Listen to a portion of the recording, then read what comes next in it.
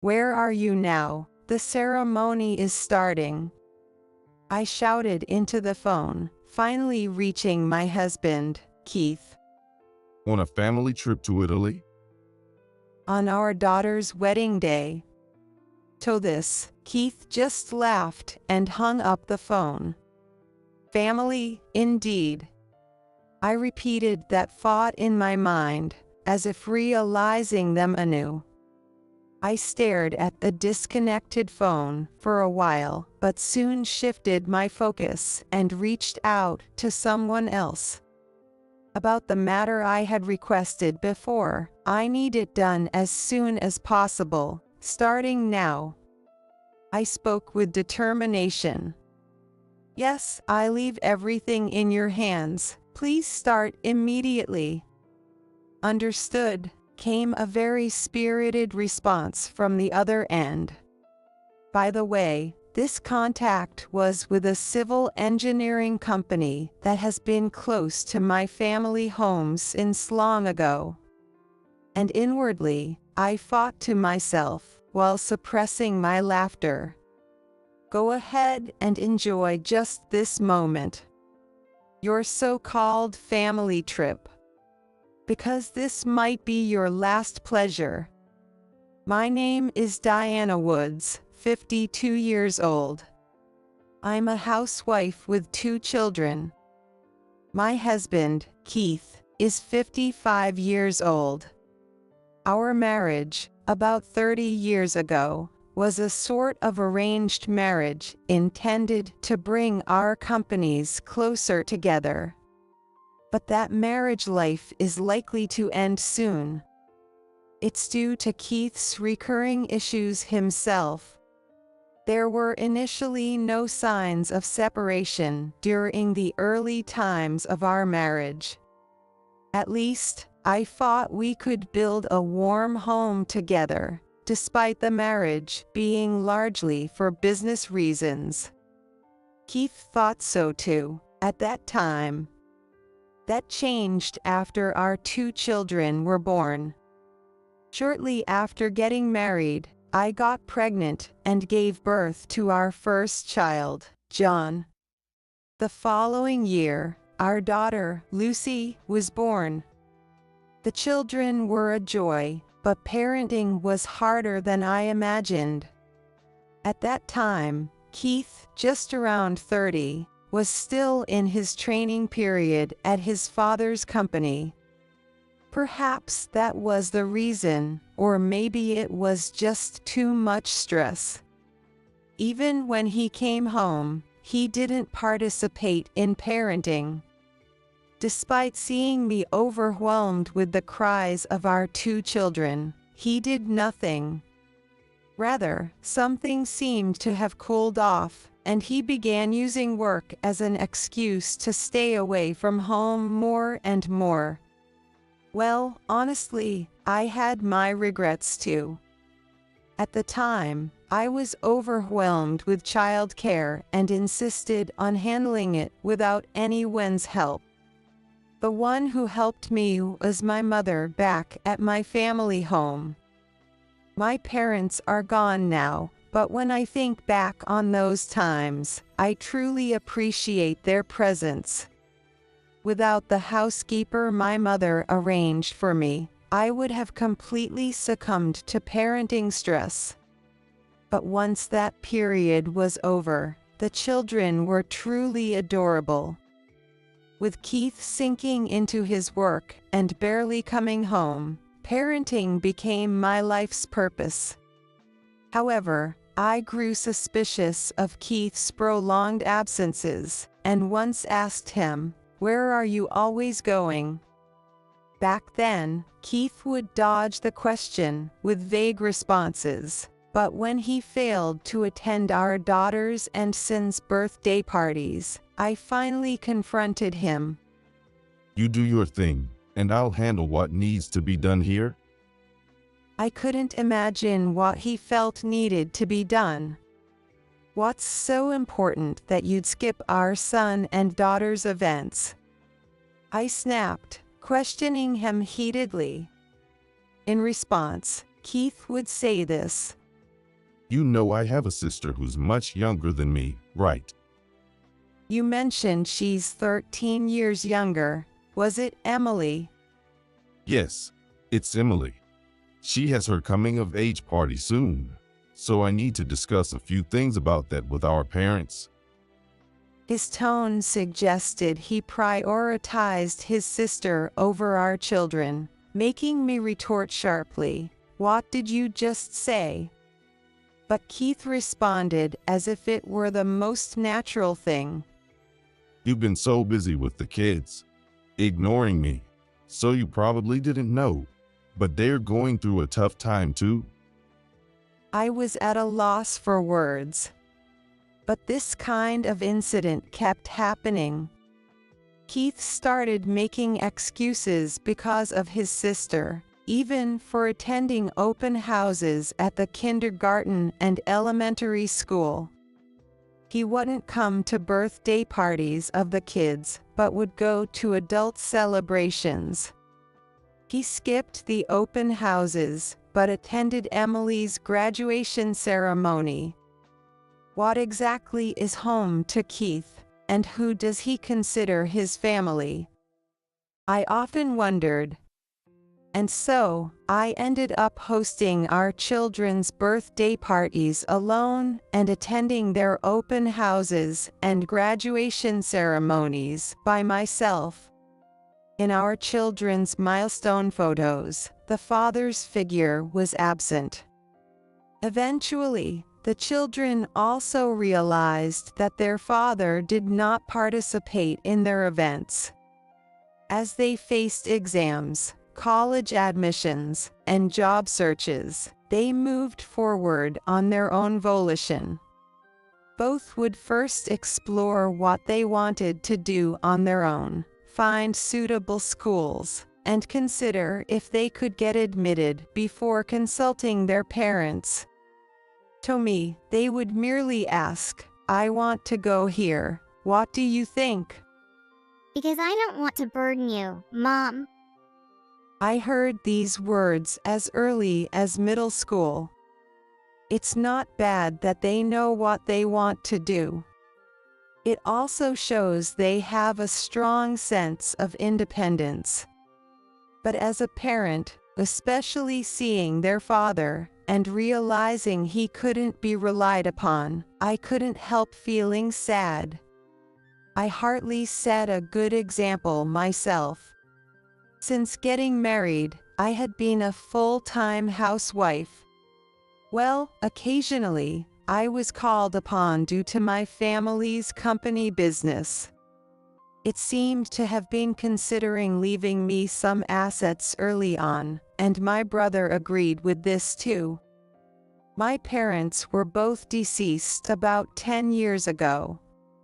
They passed on when they were in their 70s. The company has been entrusted to my brother, Kevin, and I'm currently receiving a decent portion from the inheritance apart from that.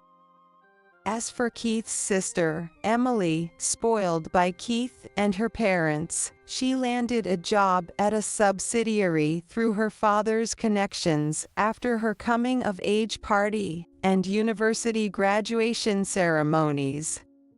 But it seemed she was never really into working. After working for 2 years, she quit her job as easily as if she were about to start her bridal training. Apparently, she never liked working in the first place, and ended up living a leisurely life at her parents' home. And again, neither her parents nor her brother Keith had anything to say about it. It seemed like they were actually pleased that she couldn't handle it, and were happy that she didn't work. Later, she actively pursued arranged marriages, but they always ended up broken off for some reason. Apparently, most of these breakups were due to Keith's opposition. And whenever Keith opposed, Emily would simply take his word for it, saying, "If Big Brother says so." Before you know it, she's in her 40s. I heard she's just staying there without getting married at all. By the way, her parents are now in their 80s.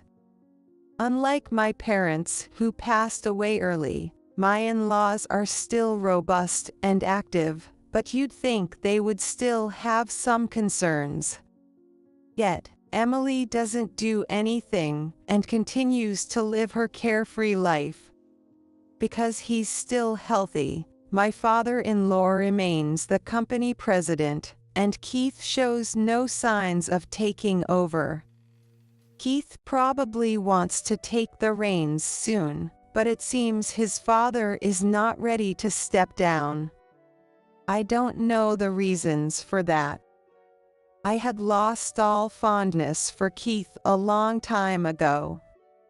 My brother and his wife also said it would be best to get divorced at some point, and with the kids now independent, I'm considering starting a second life of my own.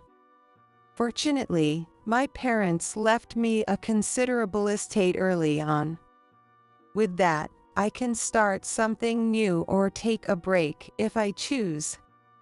I've been thinking about it for a long time. I was also gathering evidence that would be advantageous for me in the divorce. My brother's lawyer has been advising me on this matter.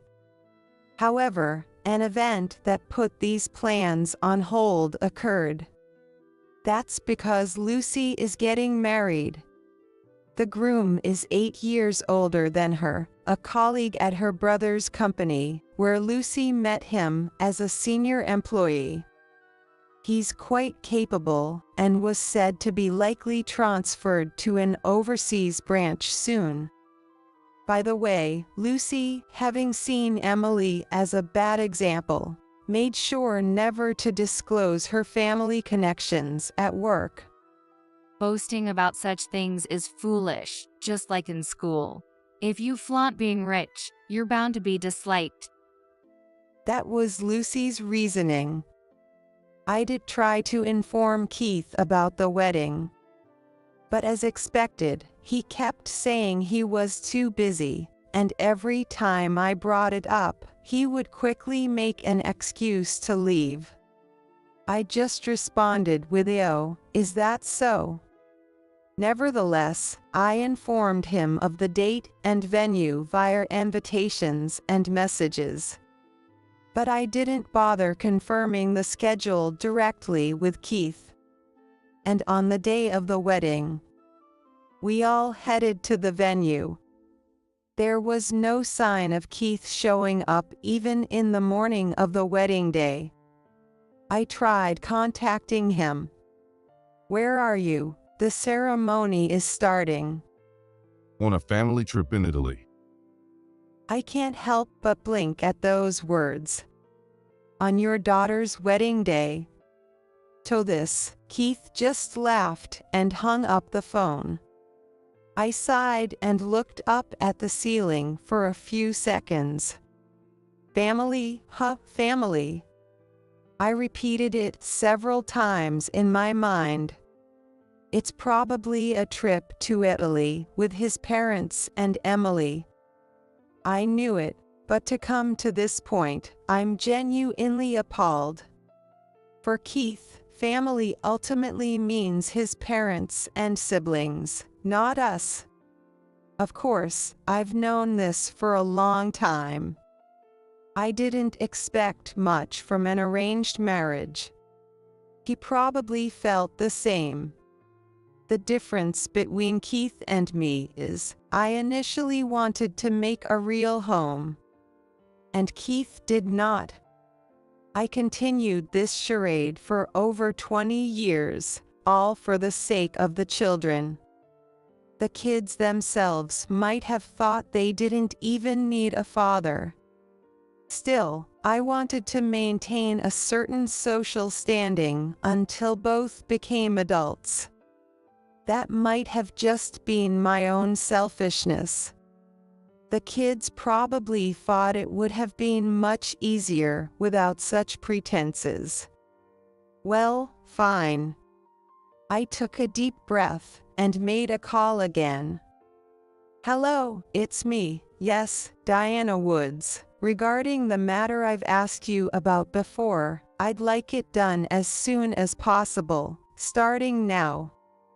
I spoke assertively to the somewhat distant voice on the other end.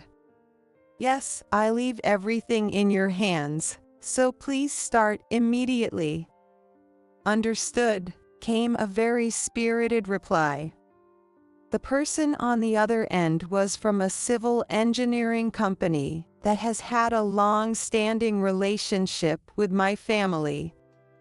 And inwardly, I fought to myself while suppressing my laughter. Go ahead, enjoy yourself for now. Your so-called family trip. Because this might be your last enjoyment. Then, a month later, I received a call. I answered it on my tablet. Then there appeared the image of a lawyer with a beaming smile. Ms. Woods, or rather, should I say Miss Fields now? The lawyer used my maiden name. Does that mean the papers have been processed? My voice bounced with inadvertent excitement. Yes, I've made sure everything is in order. This lawyer, who appeared on my screen, was affiliated with my family's company. I continued, asking him, "Could you tell me what has happened in these past 2 weeks?" I thought you might ask, so I've prepared everything. Facing the lawyer on the screen, I couldn't help but smile and laugh. Currently, there's a distance as long as a fifth of the Earth's circumference between me and the lawyer. I've bought a house in Germany.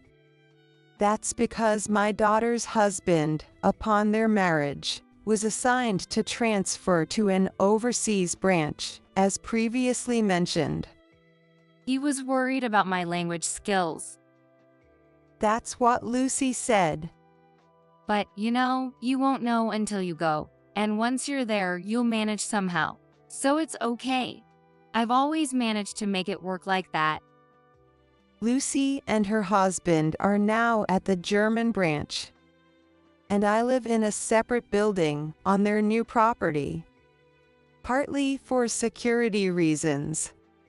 The lawyer, whom I was watching, seemed to have adjusted some equipment on his side. First, this. He showed me what had happened during Keith and his family's trip to Italy. Wait a minute. Why can't we get into this hotel today? That's my father-in-law shouting. He was wearing a gorgeous shirt under the bright blue sky. I'm sorry. Today, the venue is reserved for a wedding and the reception. What? The top hotel in Florence? Yes, that day, there was a wedding at that location. It was Lucy and her husband's. By the way, Keith and his group had flown from the United States to Italy, but by that time, we had already headed towards Florence. We planned to relax at the resort before the ceremony. They didn't even know about it. I had informed them on the day, just in case. It's ridiculous that they didn't even know we were in Italy. It really shows how little they cared about us. That's strange. The lawyer found it baffling. You did tell them the destination, right, Diana? I did, through postcards and messages. They usually don't catch me, so it was a surprise that my call went through on the wedding day, probably just to show off their family trip. That's ridiculous, the lawyer laughed. The ceremony will be held abroad. I left clear instructions that it will be at this hotel in Italy. And what's going on with them saying they can't stay when they come right up to the hotel? At the very least, they could have mentioned they were there to attend the wedding. In the video, the disgruntled family was shown. Emily, looking confused and unable to understand what was being said, was also visible. The explanation was in English, but the whispers around were in Italian. She majored in Italian at university, so she might have been able to hold a conversation decently, but there's a gap of about 20 years. It seems she's completely lost touch with Italian conversation by now. The whispers of the surrounding staff indicated that these were the people who were supposed to attend the wedding today. Indeed, we had instructed the employees accordingly. If these people came to attend the wedding, let them in. If they came just for dining or staying, then not that day, since we reserved the place for the wedding. The wedding was grand, and my daughter, her husband, and I departed from an international airport in Italy to Germany on the same day. We had no plans to return to the US. Meanwhile, fuming with anger, they apparently intended to return to the US from the same international airport. But they were stopped there because Keith's card had been declined. This moment too was captured on video by the staff following them. What? My credit can't be used? This one too? Yes, sir. The name on the card isn't yours, is it? Indeed, that was the case. Keith had taken my credit and bank cards, so I had them stopped. The bank account in question was my personal asset. Keith had dipped into it, but I pretended not to notice. Doing such things was bound to come out eventually. I had another account set aside that I could freely use, so even if one was depleted, it wouldn't affect my lifestyle. I overlooked it to gather evidence. Damn. Why doesn't it work anymore? It's probably because the owner stopped it, right? What do you mean? We can't get home if you say that. I don't have that much cash on me. The staff, sighing at Keith's outburst, simply said, These cards cannot be used, so you cannot board the flight back to the US. With that, they were driven out of the airport. Left with no choice, they had to return to Florence and reportedly borrowed money from the consulate to get back home. It took them a significant amount of time to get to that point. It seems they did not come up with the idea of relying on the consulate very easily. Moreover, they tried borrowing money from acquaintances first because they were embarrassed, which took even more time. Ultimately, when they realized that was not possible, they finally begged the embassy for help. Their visa had already expired, and they had no room to care about appearances anymore. They were thoroughly squeezed at the consulate. After all, the cause was a stopped card. They were held a bit due to perceived issues with their actions. Then they barely made it back to the US and repaid the travel expenses to the consulate from his own account. But when they came home to complain to me, there was nothing left. I couldn't help but burst out laughing at the sight of them then. What the hell is this? Keith screamed in front of where our home used to be, and my in-laws dropped their luggage. Our house was built nearly 30 years ago by my parents as a new home when we got married. I had always maintained it well, so it could have been sold if I wanted. But it was my property, and since I planned to live in Germany, I didn't want to leave anything behind. So I only stored Keith's clearly personal items in a storage unit and had everything else disposed of by a service. That was the other call I made on the day of the wedding. What on earth is going on? Keith was scratching his head, stomping his feet, and finally, he kneeled and started pounding on his suitcase. I couldn't help but laugh out loud when I saw that. Then Lucy came over when she heard me laughing. What's going on, Mom? Lucy, just look at your father. He's in quite a state. He's not my father anymore. While saying this, Lucy looked at the screen I was pointing at. In the screen, there was a for sale sign in front of the now empty lot. This used to be our house. It's completely empty now. Lucy said that with a wry smile. She had always found it creepy how her father doted on his sister more than her, especially during her adolescence. I knew she had always said she wanted to cut ties with him as soon as possible. I'm glad to hear that makes you happy, Lucy.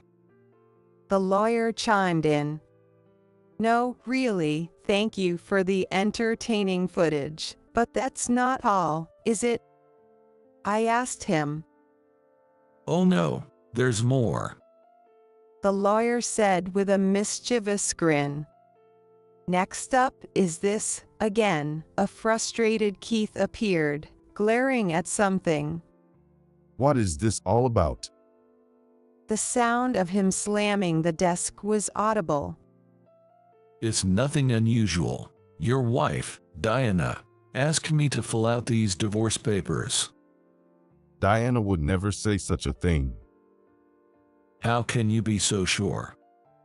Keith started to say something, then seemed to have realization. Right, the card. Why did she have to stop it? As Keith muttered, the lawyer responded in a matter-of-fact tone. Well, of course. Anyone would do the same if they found out someone was using a large amount of money from their account without permission. Why were you using Diana's card in the first place? Didn't you have your own card? Keith just grunted and fell silent. Or were you perhaps lacking that much financial leeway? We had investigated that area too. To be honest, there isn't much money in Keith or his parents' accounts currently.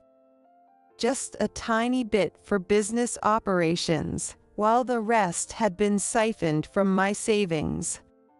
He took the card from me with his own interpretation that it was family money, without any permission. So when I said stop, that was all there was to it. Furthermore, after stopping it, we discovered a significant amount of money had been spent. Embezzlement. No. This was supposed to be marital assets, right? Not at all. What are you talking about? Didn't you know? The lawyer asked incredulously. The funds you were using belonged to Diana herself, from before your marriage. Before our marriage. No, that can't be. Diana never said that. She probably didn't feel the need to say anything. It would have been fine as long as nothing happened. But something did happen, didn't it? What? Keith stood up abruptly. Diana said there was no point in being a family with you guys anymore. At least, your children no longer consider you their father. What did you say? That's to be expected. Do you even know where your children went to college, what they studied, and who they married? And above all, do you know where your daughter's wedding took place? Keith was at a loss for words. By the way, the lawyer then provided the date and location of Lucy's wedding.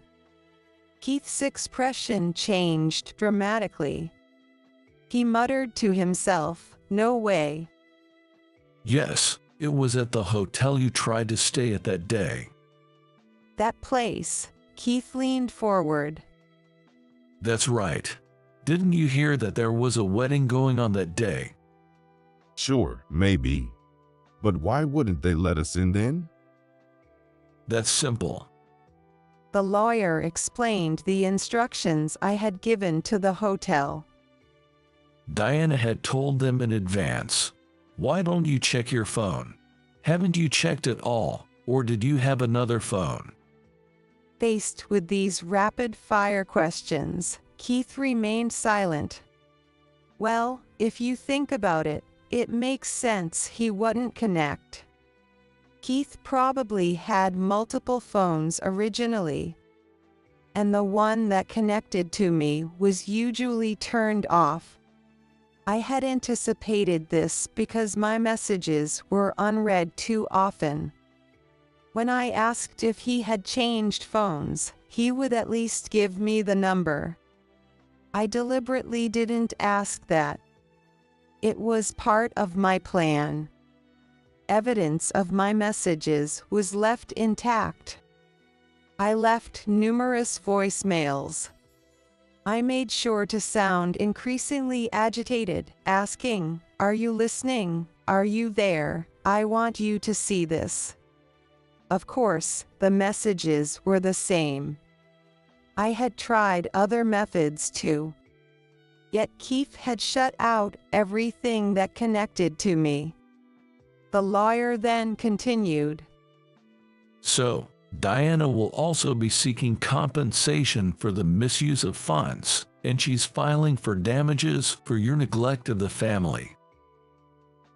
And I've been informed by her family that they will also cut off any financial support to your company. What? Let me see Diana. Please let me see her. Keith begged, nearly in tears. No, that would be pointless. Why? Where is Diana now? She's definitely not in the US anymore. At that moment, Keith's face was a sight too pitiful to behold. After the wedding, Diana and everyone immediately went to the United States. What? And you were detained while she left with ease. Hearing this, Keith clenched his fists, trembling. Lucy, watching beside him, couldn't suppress a snicker. "So, what do you think?" the lawyer asked us. "Very entertaining footage. Is there more?" Yes, there is. This is from a recent event after Diana's divorce was finalized, which also led to the dissolution of the business partnership. Kevin and I had personally visited the company to record this. The lawyer then showed me another video. The support is cut off. What does that mean? Our company can't survive without your support. This time it was my in-laws who raised their voices. Both of them, with sunburned faces, asked the question. Yes, what's with the sunburn? Did you go on a trip somewhere? On the screen, Kevin was asking my father-in-law. So the wedding. Lucy's. Yes, Lucy's wedding. It was in Italy. Kevin then grinned slyly. Actually, I was there that day. The two of them gasped. Of course, it was my lovely niece's wedding. My wife and I both attended the ceremony in Italy that day. Oh, and by the way, I'm fully aware of what you were doing that day. Sweat dripped profusely from my in-laws' faces. And yet, you didn't immediately remember Lucy's name. How little interest did you have in those kids? Kevin pressed them at this point. So think, you can even remember the name of one of your two grandchildren. What does that say about you? Well, no, those kids never really took to us. Whether they took to you or not, have you ever done anything for them? Both were at a loss for words. But then, suddenly, someone burst into the room. Wow, heavyweight. Amazing. How old is this person? Lucy gasped and blurted that out. The person who suddenly appeared on screen was Emily. She's 42 years old. My husband is 10 years older than her. Oh no, she was the kittle-tant. Indeed, in today's terms. Now that you mention it, she's been a kidult living at home for 20 years. I wonder what she'll do next. I wondered aloud as I looked back at the screen. If the support is cut off, what will we do? What should I do? There, not the lawyer, but Emily was confronting her parents. Well, what's going to happen now, I wonder? My father-in-law was lost for words as he muttered that. Well, the divorce is finalized, and as such, we no longer have any reason to provide you with financial aid. What? Why did you let the divorce go through? Don't you understand by now? There were many reasons, but the decisive factor was you misusing funds. But those were marital assets. Kevin sighed deeply. Keith also claimed that, didn't he? Well, of course, we were concerned about that, which is why we had already gifted Diana her premarital assets as a living inheritance. Does that mean you didn't trust us? Realistically, how can there be any trust for someone who has misused his wife's assets? Moreover, just how long? How long have you left your own family members, including Diana and Lucy, unattended? My in-laws were speechless. Even I, their uncle, attended their birthday parties. Of course, Diana came to our house too. Well, the fact that we stopped talking about such things a long time ago probably means you weren't thought of as family anymore. It seemed like Kevin was enjoying blaming my in-laws at every opportunity. Yes, just as you imagined those three as a separate family. Oh, yes, I recall on the day of the wedding, Keith told Diana he was going to Italy with his family. Startled, my father-in-law looked up, and my mother-in-law covered her face, exclaiming, "What have you done?" Family, who? Which family are we talking about? Kevin said that with a broad smile directed at my parents-in-law and Emily. That settled it completely, didn't it? How was that? Thank you, I'm very satisfied. Please proceed with the next steps. There aren't really any more steps to take. Lucy and I exchanged glances and laughed at the lawyer's words. The lawyer would keep us informed about the developments. Occasionally, Kevin would also contact us. Firstly, my former in-law's company, unable to secure any loans, faced bankruptcy and was eventually merged into my brother's company. We absolutely must save the employees.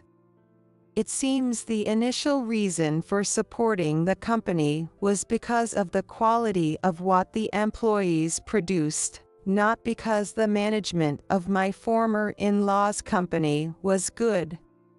I wasn't fully aware of these details, but Kevin explained them to me again. My former father-in-law was ousted from his position as president. They had to sell their property and moved into a rental. They are now struggling with what to do next. The ordeal had aged them considerably, and health issues began to surface, once maintained by sheer willpower. Keith is now regretting not having booked a spot in a retirement home in advance. It seems financially challenging for them to enter one now. Keith managed to secure re-employment at an acquaintance's company. Given their history, the acquaintance reluctantly hired Keith. But after the divorce incident, the acquaintance realized he was unreliable. Initially offered a full-time position, he was demoted to a contract employee. It was a clear message that he could be easily dismissed if he stepped out of line. Though lenient, I hoped he would continue working to help pay off his debts. As for Emily, well, that's a difficult situation. She now lives in a rental with her parents. But having been a kidult for 20 years, she is truly incapable of much. Her savings are depleted, so her desperate parents are pushing her to find work through the employment service. However, her job expectations are too high, making it difficult to find employment. Well, that's only natural. They even considered marriage as an option, but of course, that's a high hurdle too. What exactly had she been doing for 20 years, I wonder in disbelief. Yet, our life on German is wonderfully bright and clear. Living abroad has its risks, of course. John, still in the US, often calls to check on us, but I reassure him each time that all is well. Come visit sometime soon, and if you can, bring a nice wife with you. John blushed and remained silent as I said that. As long as we choose to live in a safe area, life remains calm. Slowly learning unfamiliar German, getting along with other American families, and thinking about what to do next under the bright sun and dry wind make every day enjoyable. There is a timing for divorce. I won't say my 30 years of married life were all bad. But it's because I let go now that I can have a future. From here on out, I want to live a fun and energetic life with my daughter and her husband.